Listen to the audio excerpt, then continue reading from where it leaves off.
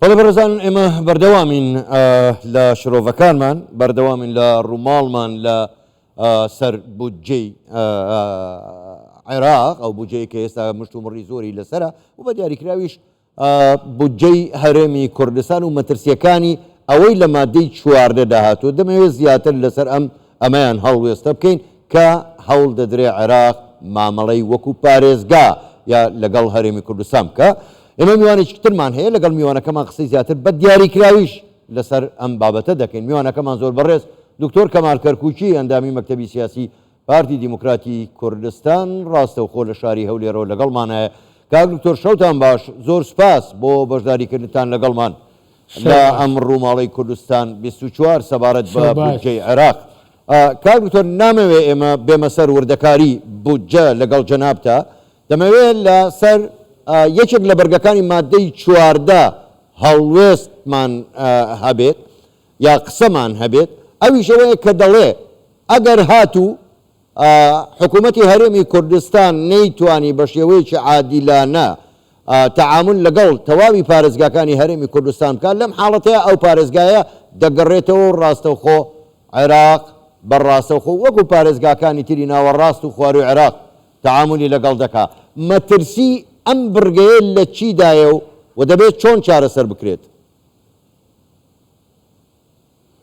ئەوڵەن ئەو برگەیە ئەو ئیشی پەرلەمانی عێراق نییە، چونکە هەرێمی کوردستان هەرێمێکی قائیمە بە پێی دەستور،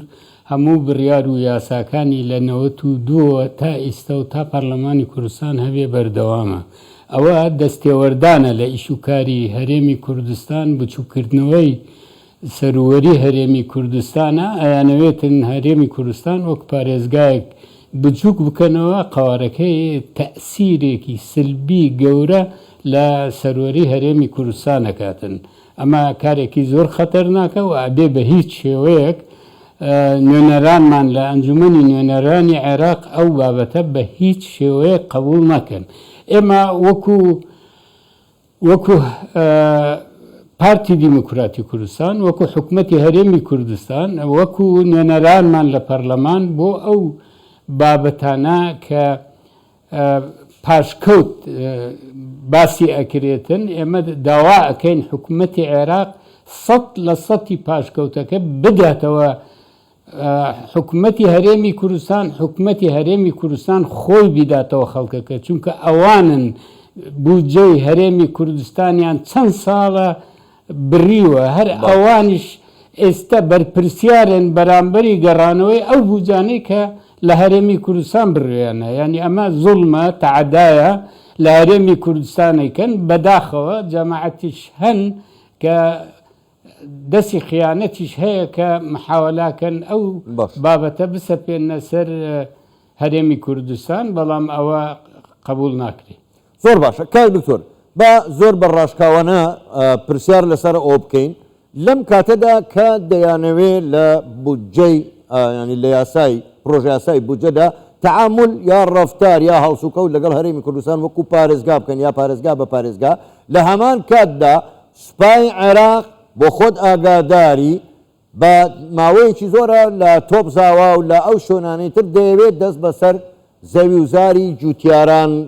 بگرێ. تا چەند ئەم دوو کارە پەیوەندیان بە یەکەوە هەیە؟ برا بە نسبەت ئەوەی ئێستا لە پەرلەمانی عێراقە کرێ هەمووی دژی دەستورە، چونکە ئەگەر ئیجازە بدێ کەمێک بگەڕێمە دواوە پاشان دێم سەر وەڵامی بەڕێستان. بودجە کاری پەرلەمان نییە دەستکاری بکاتون و کۆمەڵێک یاسا لە ناو یاسای بودجە دابنا. مەسەڵەن یاسای نەوتوغاز ئەوە یاسایەکی تایبەتە، حکوومەتی هەرێم و حکوومەتی ئیتحادی ڕێکەکەون پێکەوە یاساکە ئەمەنە پەرلەمان. ئەمە ئیسایانەوێتن بخزێنە ناو یاسای بودجەوە، ئەمە مخالفی دەستورە. زۆری تر دەستێوەردان لە ئیشوکاری هەرێم ئەوە ئیشی پەرلەمان نییە. پەرلەمان تەنها ئەوەیە بودجەیەکی لەبەردەسە ئەتوانێت لە بابێک بۆ بابێکی تر مناقلە بکە بە شکلێکی مەحدود، هەروە لە گوژمەی پارەکان کەمێک کەم بکاتەوە. ئەگەر بیەوێ شتێکی کەمیش زیاد بکە ئەبێ ڕێی ئەنجومەنی وەزیران وەربگرن، چونکە بەپێی دەستوری عێراق ئامادەکردن و پێشکەشکردنی بوجە ئیشی ئەنجومەنی وەزیرانی عێراقە، نەک پەرلەمان. ئەچێتە پەرلەمان بەس بۆ ئەوەی دەنگی لەسەر بدا حتاکو ببێتە یاسا و جێبەجێ بکرێتن. بە هیچ شێوەیەک ئەم شتانەی ئەکرێ مخالەفەیە. ئەمەی کە جەنابەت باست کرد یەکەم دەستێوەردانە، دووەم پێش چەند ڕۆژێک مەحاولەیان کرد کە سوپا بهێننە لای سەرگەڕان و هەروە نەهێلن جوتیارەکانی منتقەی تۆبزاوە کاری خۆیان بکەن، بەرهەمەکانیان بدورنەوە، یان ئەوەی دووری بشیانەوە لیان بسێنن، باش خەڵکێکی تر بێنن لەوێ دایبنن. ئەوانەی زمانی خۆی بەعسی کە دەریانی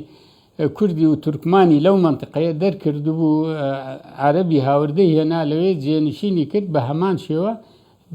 بیبنەوە. ینی ئەمە حەولی خۆسەپاندنە، نیەتی خراپ نیشانمانەدا، ئومێدەوارین کەوا نەبێتن. بەڵام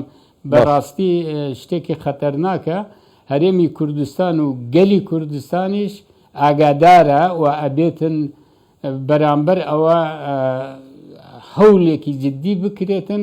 کە ئەوانەی کە ئەوها مەغرور بوونە و تەماح لە کوردستانەکەن و چاویان پێ هەڵ نایەتن کە کوردستان بەو شێوەیە پێشکەوتووە، هەوڵەدەن تێکی بدەن. ئەگەر سێر میزانیەکە بکەی، هەندێک پارەی بێسنووریان تەرخان کردووە بۆ هەنێک شوێن بە ناوی ئیستیسمار کە هەمووی مخالفەیە. ئەم هەراهورایەیان ناوەتەوە بۆ ئەوەی پەرلەمانتاران ئەسڵەن بیر لەو هەڵانە و لەو کارە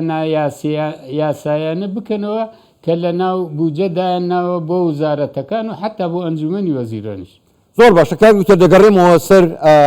مەسەلەی تەعاملکردنی عێراق وەکو پارێزگا لەگەڵ هەرێمی کوردستان. من دەمەوێت بپرسم، یعنی ئەمە پیلانێکە ڕاستە و خۆ دژی خەڵکی کوردستان و هەرێمی کوردستانە تا چەند لەگەڵەوەدای ئەمە پیلانێکی ناوخۆی عێراقی و پێت وایە دەور و پشتیش لە بینی دوو کەوانەدا لەم پیلانەدا هەمویان هاوسۆز و هاواهەنگن؟ حقیقت ئەوە زۆر ئاشکرا و زۆر ڕوونە و ئەوانەی کە پێداگیری ئەکەن لەوەی کە ئەو پاشکەوت ببردرێ حکوومەتی ئیتیحادی بتوانێت ڕاستەوخۆ لەگەڵ پارێزگاکان معاملە بکاتن، ئەوەیە کە هەرێم هەڵوەشێتەوە ببێتە چەند پارێزگایەک لەگەڵ بەغدا ڕاستەوخۆ پەیوەندی هەبێ، ئەنی ناوی هەرێم کیانی هەرێم نەمێنێتن. ئەگە بۆیان بکرێت ڕەنگە بەجارێک بیریان کردوێتەوە بەجارێ پێیان ناکرێتن، بەڵام محاولە بکەن هێواش هێواش ئەوەی ئەوانە بکاتن. ئەگەر لایەنێکی کورد بێ لە خیانەت 16 ئۆکتۆبەر کەمتر نییە ئەگە زیاتر نەبێتن، لەبەر ئەوە دەبێتن هەمومان وریابین و ئەوە محاڵە بتوانن ئەوە بسەپێنە سەرمان. گەلی کوردستانی سەربەرز هەموو کاتێک لە پێش درندەکان، لە پێش دیکتاتۆرەکان، لە پێش ڕژیمی دیکتاتۆری بەحث ڕاوەستا قوربانیدا، بەڵام خۆی نەچەمان و تەسلیم نەبوو. ئێستش ئەم خەڵکە سەربەرزەی کوردستان کە چەندین ساڵە فێری ئازادی و سەربەرزی بوونە ئامادە نین ئەو کارە بکەن. ئەم حەولە لە زمانی برێمەریش هەبوو کە لایەنەکان حەولیاندا عێراق بێتە 18 پارێزگا ڕاستەوخۆ لەگەڵ بەغدا بێ، بەڵام ڕێزدار جەنابی سەرۆک پێداگیری کرد و قبولی نەکرد حتاک و هاتەوە کوردستان، حتا ئەوانی تریش هەمویان هاتن دوایی مەجبور بوون کە ئاعتراف بە فیدرالی بکەن. فیدرالی ئێمە پێش ئەم حکومەتە هەبوو، پێش ڕوخانی سەدام هەبوو کە دەستور دانرا، چەندین مادەی پەیوەست بەم هەرێمەوە دانرا کە ئەمە هەرێمێکی قائیمە، یاساکانی بڕیارەکانی هەمووی جێ ئێعتیبارە و ئەوانەی ئێستا لەم یاسای بووجە ئەیانەوێت دای بنن، ئەمە هەمووی مخالفی دەستورە. ئەگەر محکەمەیەکی دەستوری عادل هەبێت لە هەرچۆ ئەمانە ڕەف دەکاتەوە، بەڵام بەڕاستی بیرۆکەیەکی خەتەرناکە، ڕەنگە دەستی دەوڵەتی ئەقلیمیشی تیاابێ،